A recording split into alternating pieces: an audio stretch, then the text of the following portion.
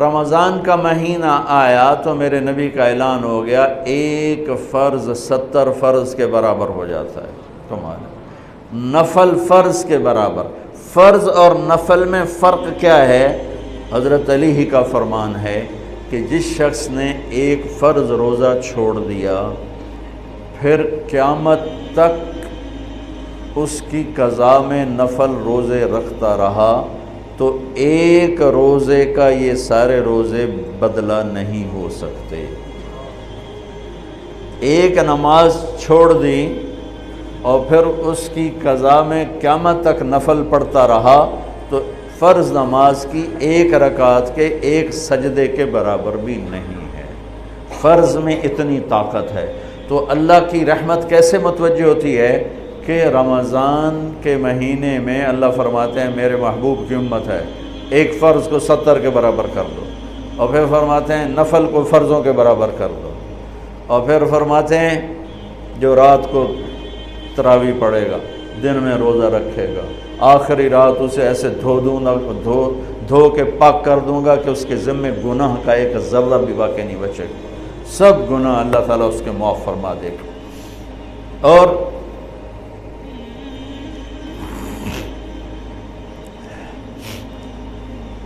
میرے نبی نے فرمایا من صام رمضان ایمانا و احتسابا، دوسری بھی من قام رمضان ایمانا و احتسابا، جس نے روزہ رکھا اللہ کی رضا کے لیے، جس نے تراویح پڑھی اللہ کی رضا کے لیے، اس کے پچھلی زندگی کے سارے گناہ اللہ معاف فرما دیتا ہے۔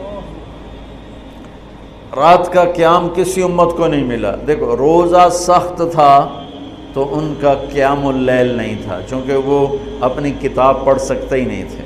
رمضان میں اللہ نے آسمانی کتابیں اتاری، یکم رمضان کو ابراہیم علیہ السلام پر، 2 رمضان کو تورات موسیٰ علیہ السلام پر، 8 یا 6 رمضان کو عیسیٰ علیہ السلام ان پر، موسیٰ علیہ السلام پر، ان پر داؤد علیہ السلام پر زبور کو اتارا، اور 12 یا 18 رمضان کو عیسیٰ علیہ السلام پر انجیل کو اتارا، اور 21 رمضان کو اللہ تعالیٰ نے پیر کی رات لیلۃ القدر میں غار حرا کے اندر اللہ تعالیٰ نے اپنے محبوب پر کتاب کو اتارا۔ وہ کتابیں فل آ گئیں، لکھی لکھائیں۔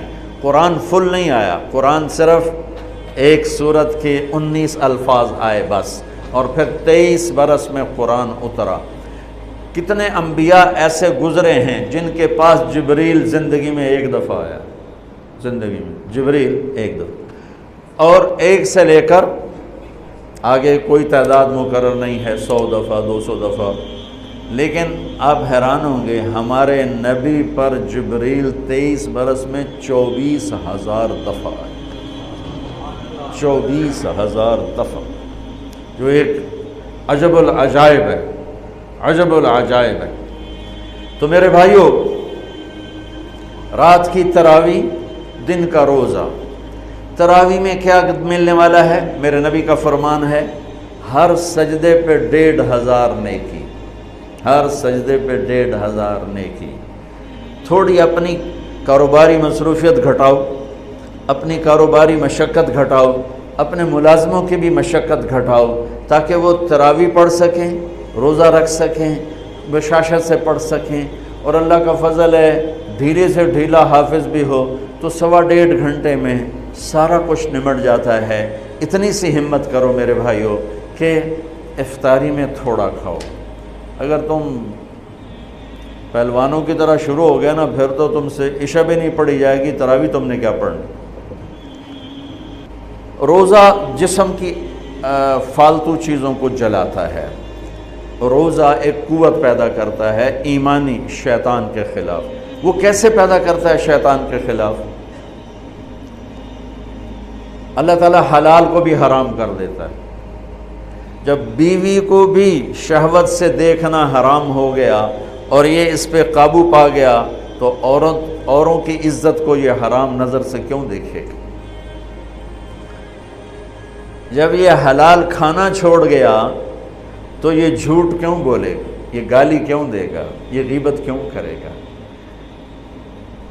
جب یہ کان میں دوائی ڈالنا چھوڑ گیا کہ روزہ ٹوٹ جاتا ہے تو یہ اوروں کی غیبت کیوں سنے گی، اوروں کی برائی کیوں سنے گی؟ جب یہ آنکھ میں دوائی نہیں ڈالتا ہے کہ وہ حلق میں جاتی وہاں سے وہ پیٹ میں چلی جاتی ہے، روزہ ٹوٹ جاتا ہے، تو یہ ان آنکھوں سے غلط کیوں دیکھے گا؟ یہ غلط کیوں کسی کی عزت کے اوپر اپنی بددیانت نظر کو ڈالے گا؟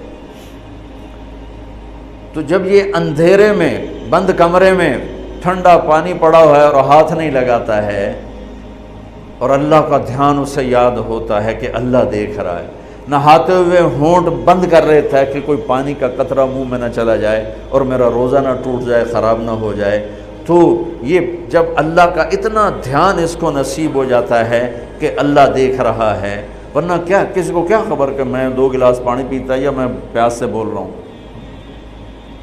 تو جب وہ اللہ کو اتنا اپنے دھیان میں لے آتا ہے کہ اللہ دیکھ رہا ہے، میں پانی نہیں پیوں گا، اللہ دیکھ رہا ہے، میں بیوی کو ہاتھ نہیں لگاؤں گا، اللہ دیکھ رہا ہے، میں کسی کی عزت پر بری نظر نہیں ڈالوں گا، اللہ دیکھ رہا ہے، میں کسی کی برائی نہیں سنوں گا، اللہ دیکھ رہا ہے، میں کسی کی برائی نہیں کروں گا، تو پھر جب یہ بازار میں جائے گا تو جھوٹ تو نہیں بولے گا، جب یہ تولے گا تو غلط تو نہیں تولے گا۔ ہاں یہ الگ بات ہے، بہت سے مجھے ملے کہ جب بس رمضان میں جھوٹ چھوڑ دیتے ہیں، اس کے بعد پھر شروع ہو جائے گا۔ رمضان میں رشوت نہیں لیتا ہوں، اس کے بعد پھر شروع ہو جاتا ہے۔ تو چلو شکر ہے 1 مہینہ تو مسلمان رہتے ہیں۔ اچھا اس کی وجہ کیا ہے کہ رشوت خور کہتا ہے جی رمضان میں نہیں، جی نہیں، رمضان میں جھوٹ نہیں بولنا، رمضان میں صحیح تولنا ہے، رمضان میں غلط نہیں تولنا ہے۔ کیوں؟ شیطان قید ہو جاتا ہے۔ رمضان میں نمازی کیوں بڑھ جاتے ہیں؟ شیطان قید ہو جاتا ہے۔ کسی امت کو یہ نہیں ملا کہ رمضان میں شیطان قید کیے جائیں، اس امت کو ملا رمضان میں شیطان قید ہو جاتے ہیں۔ کسی امت کو یہ نہیں ملا کہ رمضان میں جہنم کے دروازے بند ہو جائیں، اس امت کو ملا ہے رمضان میں جہنم کے دروازے بند ہو جاتے ہیں، جنت کے دروازے کھل جاتے ہیں۔ کسی امت کو یہ نہیں ملا کہ ان کے لیے ہر مخلوق دعا کرے، رمضان کے مہینے میں اس امت کو یہ ملا ہے کہ ان کے روزہ رکھنے والوں کے لیے چونٹیاں بھی دعا کرتی، پرندے بھی دعا کرتے ہیں، مچھلیاں بھی دعا کرتی ہیں، ہوائیں دعا کرتی ہیں، ہر شے دعا کرتی ہے روزہ رکھنے والے کی۔ اس امت کو ملا۔ کسی امت کو یہ نہیں ملا کہ آخری رات ان کی سب کی بخشش ہو جائے، اس امت کو ملا ہے کہ رمضان کی آخری رات سب کی بخشش ہو جاتی۔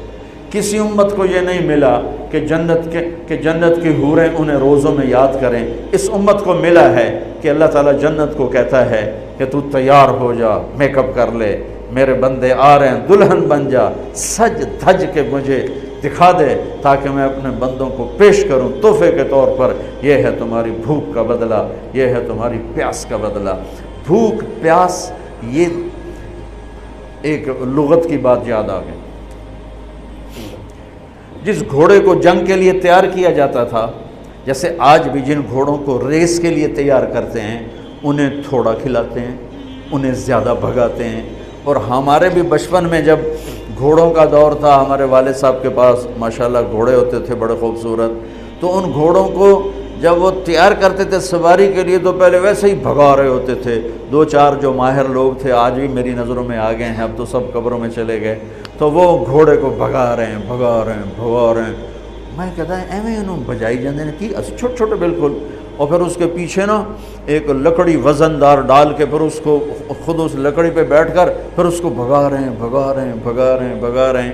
یہ کیا ہے رہے ہیں؟ اس کو سواری کے لیے تیار کر رہے ہیں۔ اگر پہلے دن ہی کاٹھی رکھ دو تو چاکے وہ مارے گا۔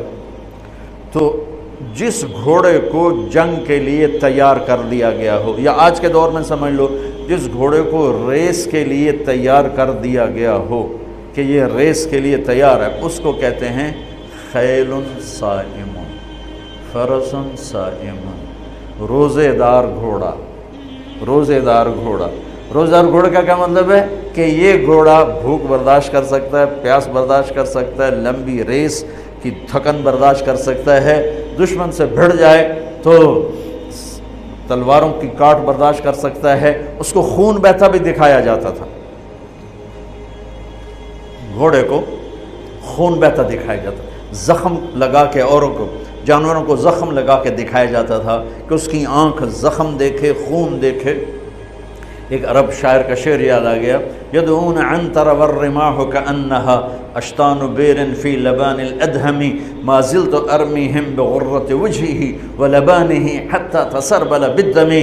का मैंने आज वो करके दिखाया कि दुश्मन के खून से मैंने भी कपड़े पहने और दुश्मन के खून से मेरे घोड़े ने भी कपड़े पहन लिए, यानी दोनों हम सुर्ख हो गए, खून आलूद हो गए। का मेरा घोड़ा भी सारे का सारा पूरी शलवार कमीज़ ही उसने खून की पहन ली थी। उसको कहते थे खैलुन फरसुन साइमुन।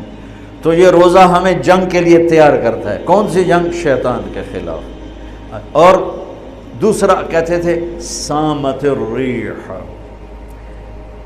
अरब में हवाओं के झक्कड़ बहुत चलते थे, तूफ़ान बहुत आते थे, तो वो उसमें बहुत परेशान होती है। हमारे यहाँ मई में बहुत ज़्यादा आंधियाँ चलती थी। जब दरख्त बहुत हुआ तो दरख्त ही काट के रख दिए, दरख्त बहुत हुआ, आंधियाँ बहुत चलती थी। अब तो बहुत कम हो गई बराए, फिर भी मई में कुछ न कुछ चलती हैं। तो जब वो चलती है तो एक मुसीबत बन जाती है, तो जब वो खड़ी होती है तो सुख का सांस आता है। तो जब वो हवा के झक्कड़ बंद होते थे तो अरब कहते थे सामतिर रीह, शुक्र है हवा ने रोज़ा रख लिया, यानी हवा थम गई, हवा थम गई।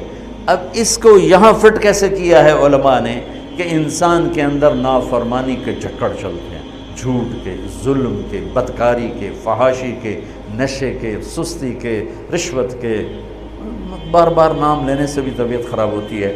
नाफरमानी के तूफ़ान उठते हैं, तूफ़ान उठते हैं। ये क्या करता है? रोज़ा रखता है, नज़र झुकाता है, हाथ झुकाता है, ज़बान पे काबू पाता है, शहवत पे काबू पाता है, हलाल को छोड़ देता है। तो वो पूरा महीना जब इस प्रैक्टिस से गुज़रता है कि नज़र को बचाता है, कानों को बचाता है, ज़बान को बचाता है, हलाल खाने, हलाल बीवी से बचता है, तो अल्लाह इसके अंदर शैतानी तूफ़ानी हवाओं से टक्कर लेने की ताकत पैदा कर लेता है और ये उसके सामने खड़ा हो जाता है, डट जाता है। लेकिन क्योंकि हमारा रोज़ा शुक्र है, फ़र्ज़ जो रखते हैं उनको मुबारक हो, बहुत मुबारक हो। जो मेरे भाई सुस्त हैं अल्लाह करे वो भी रख लें कि ये बहुत बड़ा सरमाया है, बहुत बड़ी दौलत है। अल्लाह ताला ये हमें नसीब फरमा दे कि रात की तरावी और दिन का रोज़ा, ये इसके अंदर एक ताकत पैदा करता है शैतान से टकराने की और गलत चीज़ों से टकराने की। इसके अंदर अल्लाह ताला क़ुव्वत पैदा फरमा देता है।